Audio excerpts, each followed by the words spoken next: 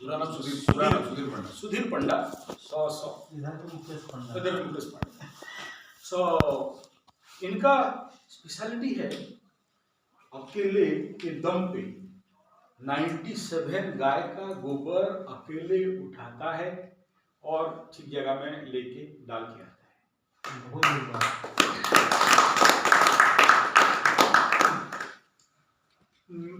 अब हरिया के पास 28 गाय है, उधर झरना के पास 20-25 गाय हैं। सुबह गोबर इतना गाय का उठाने के लिए उनको 1.5 घंटे का टाइम लग जाता है। इतना आसान नहीं, उठाओ रखो फिर उसको लो फिर डाल के आओ फिर उठाओ आओ, कोई कन्वेयर बेल्ट तो नहीं डाल दिया और चला गया। लेबर नहीं के टाइम में इतना बड़ा काम।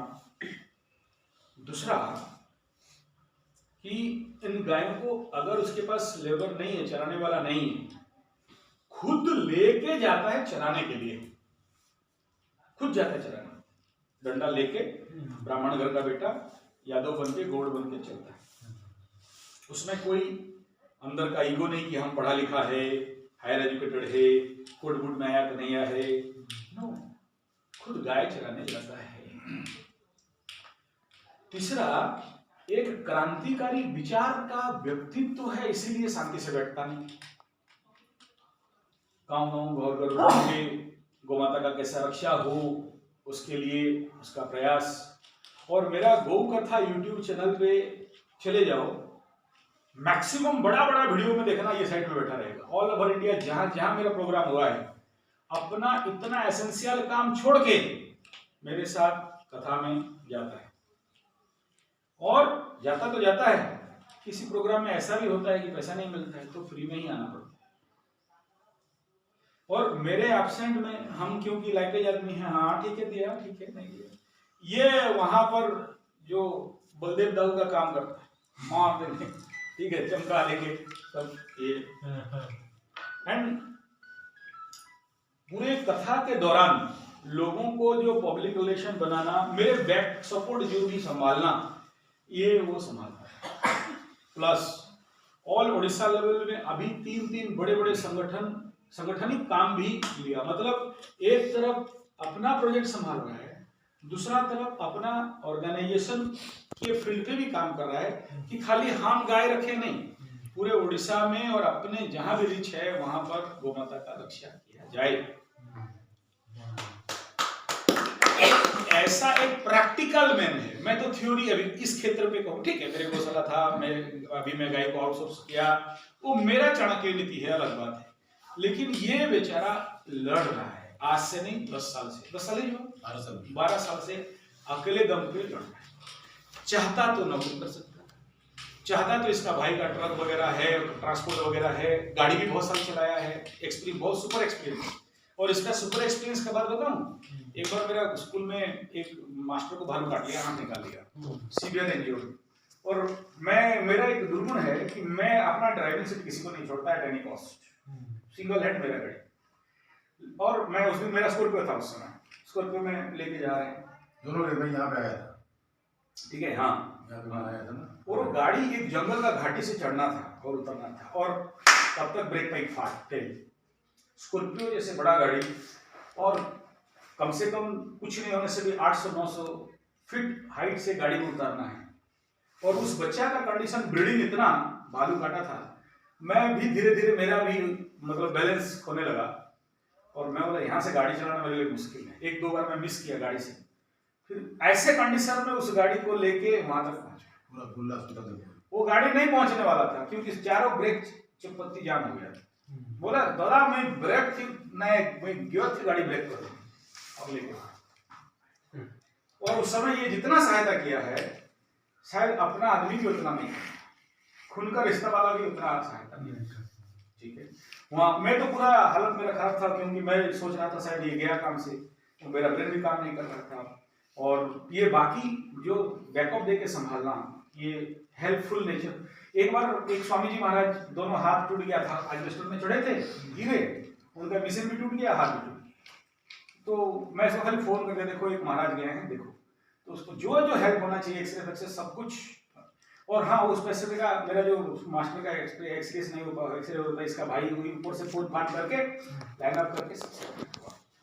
तो इसका कितना भी गुणगान करो वो कम होगा। और दुर्दांत है, अभी यहाँ बैठे बैठे वो समझ में आ जाएगा कि एक्चुअली ये है क्या पार्टी। तो और अकेले एक तरफ और पूरा गांव वाले एक तरफ लड़ने के लिए भिड़ जाते हैं। वो गांव वाले इसको बहुत अपोज करते हैं, लेकिन ये छोड़ने वाला नहीं है।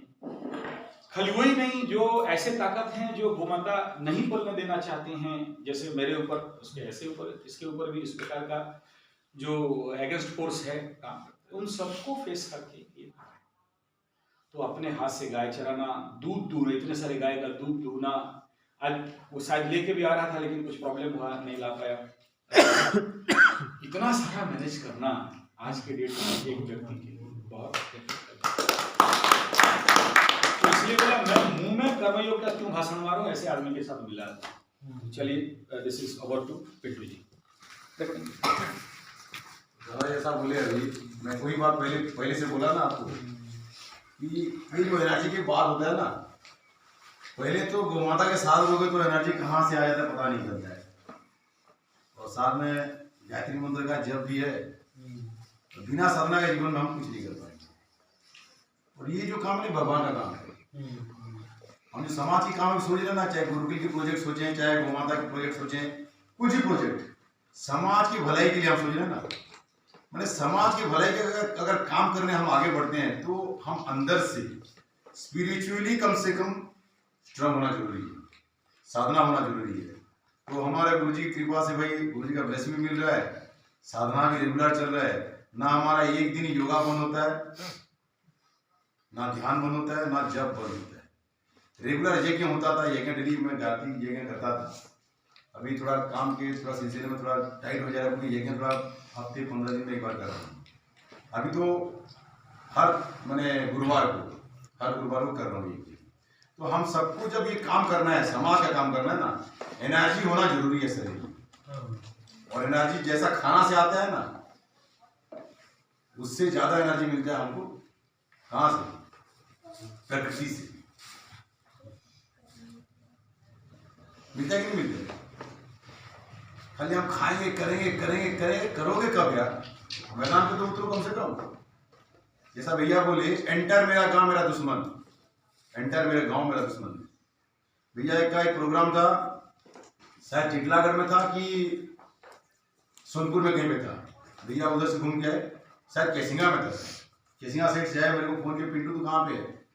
मैं बोला दादा जंगल गाय खुद हैं मेरे पाऊ। उस टाइम मेरा मट्ठा कल साधना चलता था, मैं मट्ठा पी के रहता था। करीब हो गया 7-8 दिन रह जाता। जंगल में गाय खोजा गाय संबरा मिल गई। और बोले तू यहाँ पे मंदिर में आ, मंदिर में मैं तू नहीं आएगा तो भोजन नहीं करूँगा। मेरा आते लेट हो गया, भोजन में प्रसाद खत्म हो गया। अगर तुम भगवान का काम करोगे ना, भगवान तुम्हारा काम करेगा। और इस पॉइंट में भी दिखाने जा रहा हूँ, बताने जा रहा हूँ कि दादा मेरे को बोले तू आ जा, मैं जहाँ पे हूँ वहां से आऊंगा मंदिर में, कम से कम मेरे को 2-2.5 घंटा लगेगा। जंगल का रास्ता है, वहां से करीब 50 किलोमीटर होगा, और वो भी उबड़ खाबड़ रास्ता है। मंदिर में जैसा पहुंचे तो मंदिर में प्रसाद खत्म हो गया। वो एक संजय पंडा, मैं एक सुधीर पंडा और एक आलोक पंडा, तीनों पंडा बैठे हैं वहां पे। और वो बोलते हैं कि मंदिर प्रसाद वाला बोलता है भैया प्रसाद नहीं है। ठीक है भाई, कोई बात नहीं। उधर से एक मारवाड़ी आदमी आता है, बोलता है भैया आपसे मेरा एक निवेदन है, हम 108 ब्राह्मण को भोजन खिलाना चाहते थे, और मेरे ख्याल से आप लोग ब्राह्मण हो, मेरे को 3 ब्राह्मण शॉर्टेज में आता है। अगर आप यहाँ पर प्रसाद ग्रहण कर लोगे तो भैया हमारा ठीक होगा, ब्राह्मण एकत्र होगा। देखो ये जो अभी बोला ना, तू मेरा काम कर मैं तेरा काम करूँगा, तो भगवान ने व्यवस्था बना के रखा है। लेकिन उस व्यवस्था को व्यवस्थित करने में जो तुम काम करने जाओगे ना, उसमें बहुत मुश्किलों का सामना करना पड़ता है। और अकेला जैसा मेरा अभी लड़ाई चल रहा है, 12 साल का लड़ाई हो गया। चलो गौ माता के आशीर्वाद से, गुरु जी के आशीर्वाद से ब्लेसिंग तो है, लोगों का सपोर्ट भी कुछ मिल रहा है बाहर से। लेकिन गांव में लड़ाई करना इतना आसान नहीं है। कहीं भी गांव पे जाओगे, पहले हम लोग जब पढ़ाई करते थे, मैं आपको बता रहा हूँ, ये 94 की बात बता रहा हूँ, मैं +2 पढ़ाई कर रहा था उस टाइम 94 में। तो संबलपुर में एक ही पान का दुकान में रजनीगंधा मिलता था खाने के लिए, गुटखा। अभी गांव में देहात एरिया में जंगल में भी जाओगे ना, पानपुरा मिलेगा, रजनीगंधा मिलेगा, ब्रॉयलर मुर्गा जो खाते हैं ना, हर जगह मिलेगा, और दारू हर जगह मिलेगा। इस समाज में हमको काम करना पड़ेगा, और इस समाज में अगर काम करते हैं तो कितना मुश्किलों का सामना करना पड़ेगा आप सोचिए।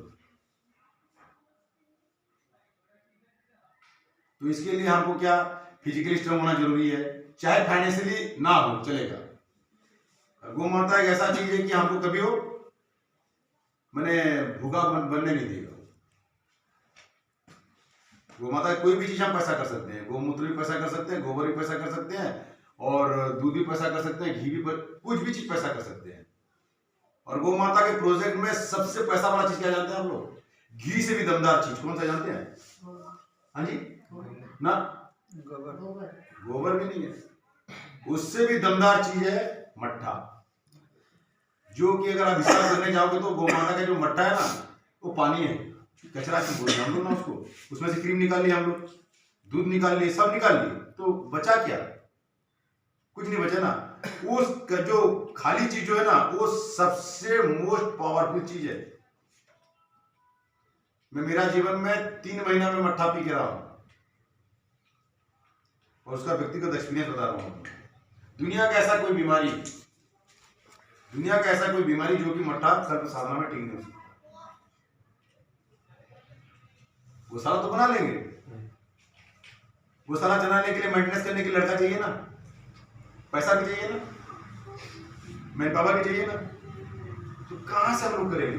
भैया बोलेंगे यार मेरे को पूरी में अकेला करना है, प्रकाश भाई बोलेंगे यार मेरे को सुंदरगढ़ में अकेला करना है, हमारे संजय दादा बोलेंगे यार मेरे को राउरकेला में अकेला करना है, दीदी बोलेंगे हमको कलकत्ता में अकेला करना है। ये अकेला वाली बात छोड़ो, शंख गच्छतुम वाला रास्ता नहीं अपनाएंगे, ना गौ माता की रक्षा हम कर पाएंगे, ना कोई प्रोजेक्ट खड़ा कर पाएंगे। जैसा पहले बोला था आप लोगों को कि गुरुकुल बना लेंगे, यार गुरुकुल बनाने के लिए टीचर कमेटी चाहिए अपने को पहले, है ना। बच्चे लोग कैसे रहते हैं, क्या करते हैं, योगा का टीचर चाहिए अपने को। एक योगा टीचर में अपना गुरुकुल चलेगा क्या? नहीं चलेगा। तो इसके लिए टीम वर्क अपने को करना पड़ेगा सबको। और पहला, जितने लोग हम यहाँ पे इकट्ठा हुए ना, पहले गौ माता को पहला सामने रख के काम करें तो आगे बढ़ सकते हैं। अब देखो कोरोना की दुनिया भर की मैंने हवा चल रहा है ना, आप में से कितने लोग वैक्सीन लिए? सब वैक्सीन लियो ना? नहीं, मैं वैक्सीन नहीं लिया। कितने लोगों को यहाँ पे कोरोना हुआ है? अगर गवर्नमेंट रिपोर्ट अगर सही है, हमारे गांव में पहले मुझे हुआ है, मेरा पत्नी का वो क्या बोलते हैं यूरिन इन्फेक्शन हुआ था, टेस्ट करने गए तो कहीं से 4 माह आ गए, डॉक्टर बोला जाओ चेक करके आओ, वो नाक में घुसाया, मेरा पत्नी का आ गया पॉजिटिव, मेरा पॉजिटिव हुआ। मेरी बच्ची का उम्र था उस टाइम 9 साल की, 10 साल का उम्र हो, सॉरी 9 महीने की 10 महीना का उम्र होगा। मैं बोला यार देख भाई मोबाइल बंद कर, तो मेरी पत्नी बोली यार नाक में तो घुसा देगा, पॉजिटिव निकल जाए, कैसा करेंगे? मैं बोला यार देख बच्ची छोटी सी है, इसका ख्याल रख के अपने को तो टेस्ट करना पड़ेगा। जब टेस्ट किया तो पॉजिटिव अपना निकल गया, मेरा भी निकल गया, मेरे पत्नी का भी निकल गया। तो दूसरे दिन हमको जो हेल्थ वर्कर वाले दवाई ला दिए, जब दवाई खाई पूरा ये ज्वाइंट इतना पेन होना चालू हो गया, हर ज्वाइंट दर्द हुआ, भयंकर दर्द हुआ। तो आईना पे जाके चेहरा देखा तो पूरा काला पड़ गया, आँख घुस गया अंदर, ये सब मुंह भी घुस गया। मैं बोला यार क्या चीज़ है, सब दवाई है कि क्या है? मैं बोला पत्नी को यार देख दुनिया में 2 शक्ति है, एक जन्म एक मृत्यु, और आधा दुनिया में हम जीते हैं, पूरा भी नहीं जीते हैं, आधा जीते हैं, आधा दिन जिंदा रहते हैं और आधा दिन सोते हैं, है ना। और डरने की क्या जरूरत है? आज ही तो कल मरेंगे, चाहे कोरोना में मरे, चाहे ब्रेन में मरे, चाहे कैंसर में मरे, कोई तो बीमार तो होगा, आदमी तो मरेगा ही मरेगा ना। तो तू डर क्यों रही है? तो वो बोले ठीक है। तो उसके बाद हम लोग उसको दवाई को फेंक दिए, काढ़ा पिए और नाक में घी डाले। लेकिन वो कोरोना का जो बीमारी था वो मेरे को डाउट लगा, मैं भी मेहनत की। उसके बाद मार्च महीना में अहमदाबाद में प्रोग्राम था गोपाल सुतरिया के गौशाला में, गिर गौशाला गोपाल सुतरिया जानते हैं, यूट्यूब मारने से आता है। तो गोपाल सुतेरिया जी कि वहाँ जैसा हम लोग पहुंचे कि पूरा इंडिया से लोग आए थे, करीब 500 लोग वहाँ पे हम लोग थे, और मास्क लगाना और सैनिटाइजर हाथ में मारना, हर जगह पर हमारी व्यवस्था बना हुआ था। गौशाला में जाओ, लेट्रिन में जाओ, बाथरूम में जाओ, कहीं पे भी जाओ, इतना व्यवस्था बना हुआ था वहाँ पे। मैं देखा यार मास्क नहीं खोल रहा हूँ, इधर हाथ में सैनिटाइजर लगा रहा हूँ, रात को मेरा नाक दर्द हुआ, मैंने जलना चालू किया। मैंने यहाँ स्टार्टिंग के ऊपर से लेके धीरे धीरे करके मैं देखा कि अंदर से जलना चालू हुआ, जैसा मिर्ची खाने से कैसा होता है, धीरे धीरे करके जलना अंदर जाता है ना, उसका झालपन जो होता है, ठीक उसी तरह जलना चालू हो गया। तो वहाँ पे एक भाई साहब थे, उनका नाम है विजय साहू बोल के, जो विश्व हिंदू परिषद की रोड के प्रमुख सर। तो वो पंचगव्य घी वहां से लाए थे। मैं बोला भाई साहब थोड़ा घी देंगे क्या करोगे यार, मेरा नाक दर्द है, मेरे को लगता है कहीं से कहीं कोरोना का जार मार चुकी है हमारे शरीर पे। मैं नाक में घी डाल दिया 2 दिन, देखा सुबह मेरे को मस्त लगा, नाक में जलना अपना सब बंद हो गया। दूसरे दिन सुबह जाके 1 किलो घी खरीद लाया, और वहां पे सबको मैंने कहा कि भाई सब नाक में घी डाल के सो जाओ। कोरोना अगर ये जार्म सही है, मैं तो मानता नहीं हूँ कोरोना कोई जार्म है बोल के, मैं मानता ही नहीं, लेकिन मेडिकल साइंस वाले इसको नहीं मानेंगे, क्योंकि इसके अंदर कुछ षड्यंत्र भी हो सकता है, और क्या बड़े बड़े हाई लेवल के दिमाग वाले बैठे हुए हैं ऊपर में, उनका भी कोई सोच होगा, उसको बोलना भी ठीक नहीं है। लेकिन मैं नहीं मानता, ना मैं कोरोना डिजीज को मानता हूं, ना HIV एड्स को मानता हूं। मेडिकल साइंस कहता है HIV एड्स का दवाई नहीं है, कोरोना का दवाई नहीं है, मेडिकल साइंस कहता है ना। मैं आपके सामने बैठा हूं, HIV एड्स का अगर कोई देखना चाहोगे चलो मेरे साथ आप लोग, मैं ऊपर यहाँ लेके जाऊंगा, नवापड़ा लेके जाऊंगा। वहां पे हमारे एक बंधु है गायत्री परिवार के, विजय अग्रवाल बोल के, उनका कोई रिश्तेदार बहुत बड़ा पैसा वाला है, मारवाड़ी आदमी, उनको HIV एड्स हुआ था, और कुछ नहीं, वो पंचगव्य घी खाया और गोमाता का गोमूत्र पिया, इतने मोटी हुई है। तो हम लोग जानते हैं, हमारे सामने ये सब चीज प्रामाणिकता के रूप में खड़ा मिल रहा है सामने हमको, और हमारे भी कोई जान पहचान के आदमी से ये सब चीज हो रहा है। तो हम लोग अगर गोमाता के बारे में आगे काम नहीं कर पाएंगे तो कौन करेगा। अब देखो, अभी मैं उस दिन दिखा रहा था ना आप लोगों को वीडियो, 25 एकड़ जमीन, ऐसे भाई लोगों को बुलाया, मीटिंग करवाया, सब बोले यार हम पैसा देंगे पैसा देंगे। सिर्फ मेरे को वहां पे एक आदमी दिया 3000, मेरा एक तो दोस्त है मिलिट्री गया है, और एक भाई साहब हमारे इंडल में नौकरी करते हैं, सॉरी इंडल में जो नौकरी करते हैं वो 3000 दिए, और जो मिलिट्री में जो रिटर्न आया लड़का मेरा दोस्त, वो दिया 2000 रुपया, और एक हमारे मामा जी 1500 रुपया दिए। लेकिन वहां पे खर्चा कितना हुआ, 60,000 रुपया खर्चा। उस जगह को डेवलप मैं इसलिए करना चाहता हूँ कि वहां पे हमारी गोमाता चले, और एक हम लोग पंचगव्य थेरेपी का प्रोजेक्ट खड़ा करें। ये मेरा विचार है, सोच है। अभी गांव के लड़का लोग पीछे लग गए हैं कि उस जगह को कैसे कैप्चर करेंगे, और किसी के गांव में दम नहीं है कि उस जगह पर जाके वो कैप्चर करेगा। मैं अकेला आदमी हूं, एक गांव नहीं है, मेरे अगल बगल में 3 गांव है, 3 गांव का गांठ पड़ा देता हूं अकेला। तो मेरे साथ खाली एक आदमी चाहिए, मैं इंडिया में तहलका में जाता हूं, इंडिया में उड़ीसा में छोड़ो। और ये प्रकाश भाई जैसा लड़का जो जैसा गोमाता के पीछे मरता है ना, ये पागल है गोमाता की सेवा करने के लिए। मैं भी तो पागल हूं, ये तो मुंह से बात ही ऐसा नहीं निकल पाएगा। ऐसा आदमी 10 मिल जाएंगे ना। मैं कहता हूं यार 5 साल के अंदर इंडिया में सबसे बड़ा करोड़पति गौशाला कौन सा है, तो अपना ही गौशाला मैं दिखा दूंगा। क्यों जानते हैं? क्योंकि हमारी गोमाता को चरने के लिए हमको खर्चा नहीं चाहिए, पैसा नहीं चाहिए। ना हमारी गोमाता दाना खाती है, ना हमारी गोमाता क्या बोलते हो मिनरल मिक्सचर खाती है, कुछ नहीं खाती है। भूसा भी नहीं खाती है। हमारी गोमाता को पुआल भी दोगे तो हमारी गोमाता पुआल नहीं खाएगी, नहीं खाएगी। गोबर ऐसा उठाओगे ना, सुनोगे ना, गोबर खुशबू आएगा। एक मारवाड़ी सज्जन हमारे घर में आए, बोले पंडा भैया हमको गौमूत्र स्नान करना है, गोबर स्नान करना है।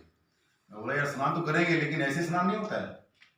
अब मेरे घर में आ जाओगे, बोलोगे यार गोबर गौमूत्र का स्नान करना है, नहीं हो पाएगा। आपको कभी भी स्नान करना होगा, मेरे को एक दिन पहले बोलना चाहिए आपको, क्योंकि गोबर मेरे को छीन के रखना पड़ेगा, गोमूत्र छीन के रखना पड़ेगा। तो उनको बोला आप लोग जाओ, अगला संडे आना। तो अगला संडे वो लोग आए, गोबर छीना, गोमूत्र छीना, रखा। जैसा घर में आए, पंडा भैया हमको थोड़ा सा दूध मिलेगा पीने के लिए। बोला हाँ भैया मिलेगा दूध, क्यों नहीं मिलेगा। आप लोगों को भी आज सबके लिए मैं लेके आने वाला था। क्या करें, थोड़ा घर गृहस्थी में थोड़ा होता है ना, जो शादी नहीं की है वो शादी करने के बाद पता चल जाएगा क्या क्या होता है। मेरी अर्धांगिनी को मैं झूठ बोल के यहाँ पे आया। मैं 3 लीटर करीब दूध निकाला, बोला यार चलो यार दूध लेके जाते हैं।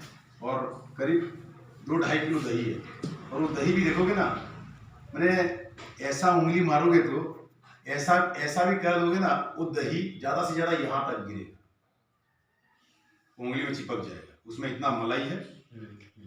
समझे क्यों? क्योंकि वो चरने जाती है, 100% नेचुरल चीज वहां पे,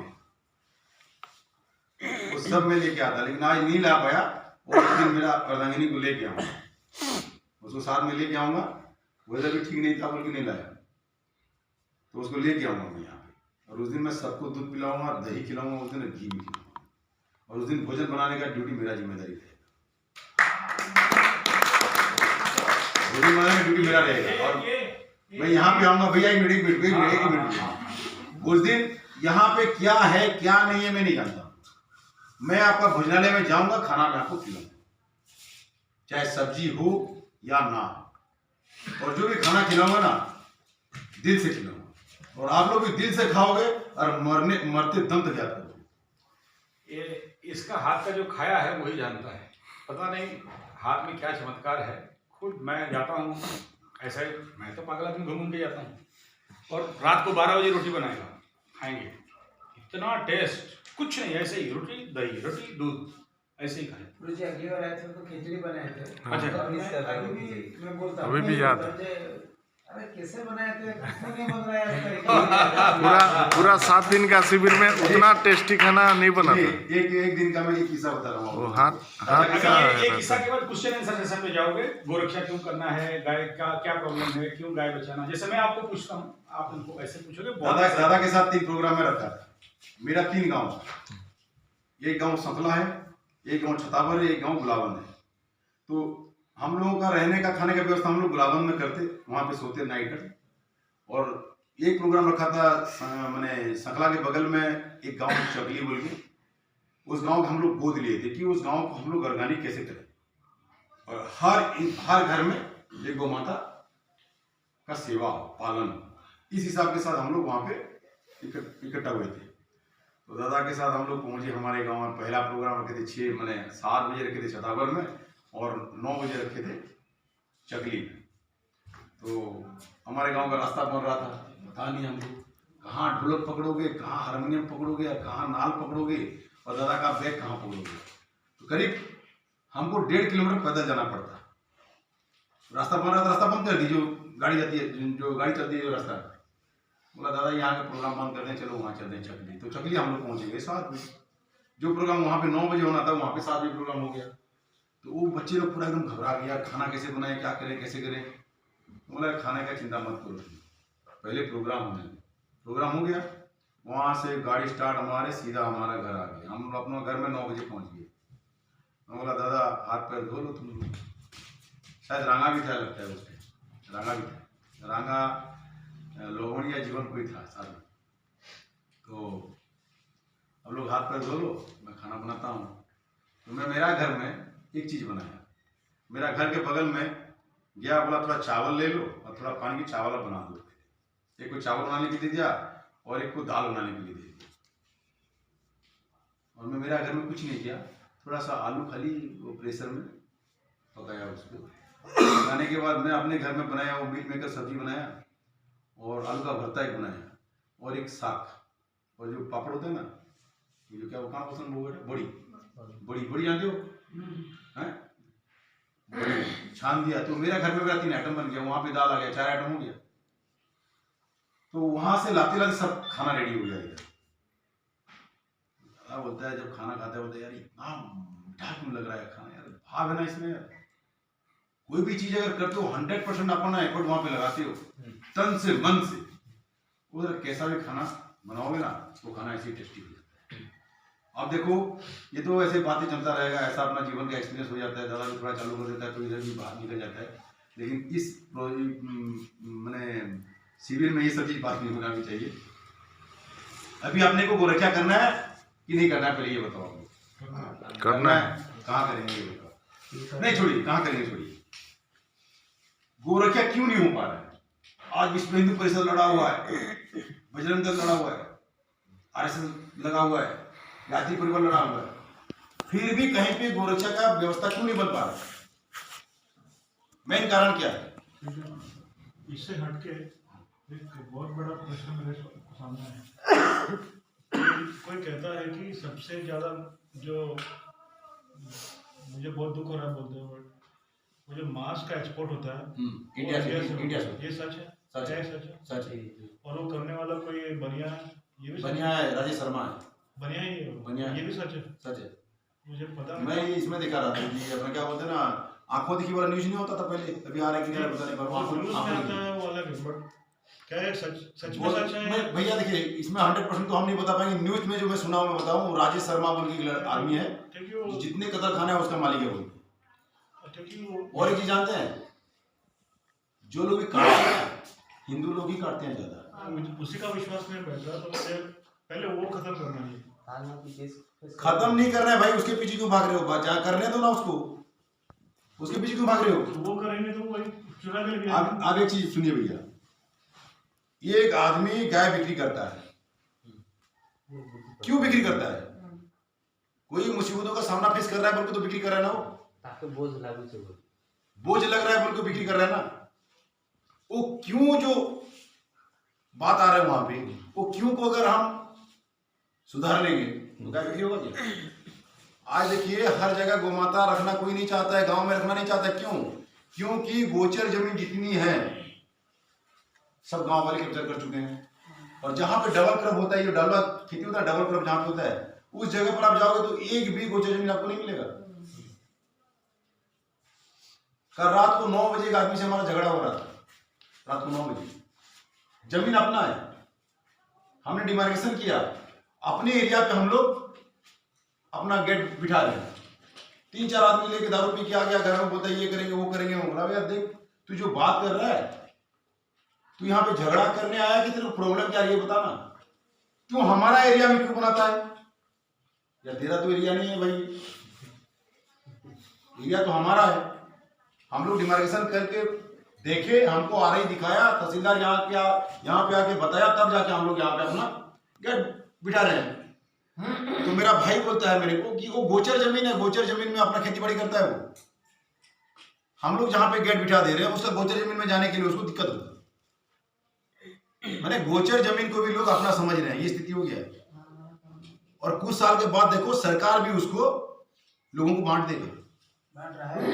नहीं बांट, किसी के दम नहीं है, नरेंद्र मोदी का भी दम नहीं है गोचर जमीन को बांटने का, किसी का दम नहीं है। गोचर जमीन एक होता है, एक होता है बगायत जमीन होता है, बगायत बोलते हैं जिसमें हम लोग फॉरेस्ट प्लांटेशन कर सकते हैं। और एक होता है पतित बोलते हैं, उसको क्या बोलते हैं हिंदी में मालूम नहीं है, जो नदी मैंने खा जाता है। पतितो कसम उड़ियाती, उड़िया रे पतितो कसम, उसको हिंदी में क्या बोलते हैं मेरे को मालूम नहीं है। ये 3 टाइप का जमीन होता है।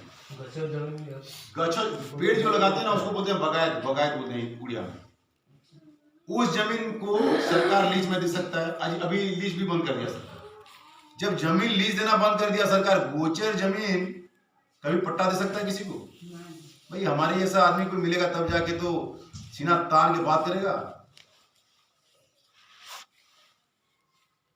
जैसा भैया उस दिन गए थे मेरे गांव वाले, मेरा गाय लेके सब जंगल में छोड़ दिए थे, मैं घर में नहीं था, मेरा पत्नी का तबीयत खराब हुआ था, ससुराल में गई थी लड़की मेरी पत्नी, तो मैं मेरा ससुर फोन किया, मैं वहां पे गया। मेरे को एक लड़का बोला तू कहाँ पे? मेरा चाचा एक तो फोन किया, तू कहाँ पे? मैं बोला चाचा आपका बहू का तबीयत खराब है तो मैं सोनपुर थोड़ा आया हूँ। उनको पता चल गया कि मैं घर में नहीं हूँ। तो देखिए यही मौका है, इसको पार करते हैं। मैं गाय लेके आया, मेरा गाय सब लेके ये लोग जंगल में छोड़ दिए। मैं जैसा सुबह 5 बजे घर पहुंचा, मेरा गोबर देख देख के मैं गाय खोजने चला गया, खाली कच्चा गोबर देख देख के मैं गाय के पास पहुंच गया। और आप विश्वास नहीं करोगे, मेरा घर से करीब 7-8 किलोमीटर होगा जंगल में, और खाली गोबर देख देख के मैं गाय के पास पहुंचा। जब मैं वहां पे पहुंच गया ना, सब देखिए अरे गाय वाला आ गया बाबा, गाय वाला आ गया, गाय वाला आ गया बाबा, गाय वाला आ गया बाबा, सब बोले। और सबके कान में टेक लगा हुआ है, तो सबको डर लगा पीटेगा बोल के। मैं बोला मैं किसी को नहीं पीटूंगा, तुम लोगों को अगर गौ माता की सेवा करना रखना चाहते तो सब रखो, और भी रखना चाहते हो तो मैं ला दूंगा, लेकिन ये क्या कतल खाना नहीं जानी चाहिए। बोले नहीं आप गाय ले लो, हमको बैल दे दो। मैं बोला ये बैल गाय जितना चलो मेरे घर में पहले छोड़ दो, मेरे घर में छोड़ दो, और उसके बाद जिसको जिस टाइप का बैल लाना मेरे घर से लेके आए। करीब 10 और 5 और 10 बैल दिया वहां पे, 10 बैल दिया, इतना छोटा छोटा 2 बछिया भी दिया, 10-12 दिया, और गांव में लेके आया और अपने घर में गाय घुसा दिया। मैं बोला गांव वाले जितने लड़के थे, जो लोग छोड़ने गए थे मेरे गाय को, मैं बोला गलत भाषा बोल के, मुंह से गलत भाषा निकल गई। मैं बोला किसी के गांड में दम मादरचोद लोग आके मेरे घर से मेरा गाय को खोल के दिखा दो, यहां से खोल के दिखा दो, मैं मान लूंगा तुम लोग गांव के शेर हो, और मैं भी अपने आप को गांडू मान लूंगा। भाई इस स्थिति में हम कितना दिन काम कर सकते हैं बताओ ना। आज ताकत है शरीर में, अब ताकत गिरेगा ही गिरेगा। समाज में हम लोग काम करते हैं तो हमको जनबल होना चाहिए, जनबल समझते हो ना, पब्लिक सपोर्ट होना चाहिए। और गांव में रहेंगे, गांव के साथ दुश्मनी करेंगे तो यार कर सकते हैं। एक मारवाड़ी ने बोला आप शेर हो, जंगल में रहते हो, शेर के साथ दुश्मनी करोगे तो रह पाओगे क्या जंगल में? मैं बोला यार सही बात हो गया। मेरे गांव वाले पूरा एकदम घबरा जाते हैं। मैं भाई गलत लाइन से मैं ये लाइन पे आया, एक आदमी को मारा, इसका यहाँ पे 8 हड्डी टूट गया, उसके लिए मैं 7 दिन गायत्री मंत्र का जप किया, महामूर्ति का जप किया, वो कोमा में चला गया। और मेरा भैया को बोला मेरा एक गाँव में 55,000 रुपया था, 5,000 रुपया मेरे लिए ला देना और 50,000 रुपया उसको खर्चा कर देना, लेके जाओ उसको नर्सिंग में एडमिट कर, 50,000 रुपया उसको दे देना, 35,000 उसका शरीर में खर्चा हुआ। कोई आदमी किसी को मारता है और पैसा दे के नर्सिंग में भर्ती करता है, सुने हो क्या? ये आपके सामने बैठा है। लेकिन हमको अच्छा काम करना है, भगवान का काम करना है। भगवान का काम लड़ाई से नहीं होता है, प्यार से, प्रेम से। मैं ये सब चीज सोचा यार, ये लोग चाहते हैं यार मैं कैसे झगड़ा करूंगा। एक बार झगड़ा कर दिया, एक आदमी को पीट दिया तो संगे संग मेरे को जेल हो जाएगी, और जेल हो गया तो वो अपना काम में सफल हो गए। ये दादा के साथ क्या नहीं हुआ है? जगन्नाथपुर में देखा हूं, गाय चराने आदमी जाता है, ला के रख देता है, गुहाल में गाय रख बांध देते हैं। एक आदमी आएगा बोला अरे यार वो बाबा पंडा आता है राउरकेला से, उसका गाय मेरा धान खा गया। दूसरा किसी का गाय खाएगा, अब बदनाम किसको होगा? संजय पंडा को, जो मेरा हाल है अभी। गांव में किसी का गाय खाएगा, और किसका गाय खाया? पिंटू बाबा का खाया। ये स्थिति में आप कितना दिन काम करोगे? इतना नेगेटिव एनर्जी के सामने मैंने लड़ाई करके हम काम करते हैं। हमारे उधर भी ऐसा ही हाल है, हर जगह पर स्थिति है, हर जगह पर। तो भाई कितना दूर तक लड़ाई कर पाओगे? पहले तो हम लोग में एकता नहीं है। अभी भैया हमारे अभी व्हाट्सएप में हमको भेजे हैं, दामोदर बोल के जाति परिवार का एक लड़का बोलता है यार संडे को मस्जिद में जाओगे, सही क्या बोलते चर्च में जाओगे तो 1000 आदमी इकट्ठा होते, शुक्रवार को नमाज पढ़ने मस्जिद में जाओगे तो 1000 आदमी इकट्ठा होते। और हमारा मंदिर में तो यार आरती लगाने के लिए, घंटी बजाने के लिए आदमी ने अभी इलेक्ट्रिक का सहारा लेना पड़ता है। ये स्थिति है हमारा, और इस समाज में हमको काम करना है। इस समाज में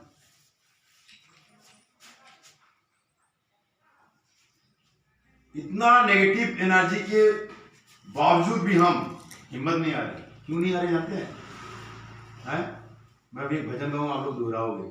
जिस देश में, जिस भेष में, परिवेश में रहो, राधा रमण राधा रमण राधा रमण गाओ। जिस देश में, जिस भेष में, परिवेश में रहो, राधा रमण राधा रमण राधा रमण गाओ।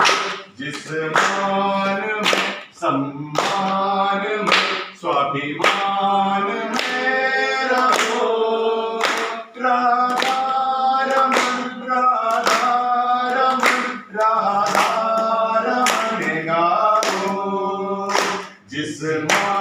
में सम्मान में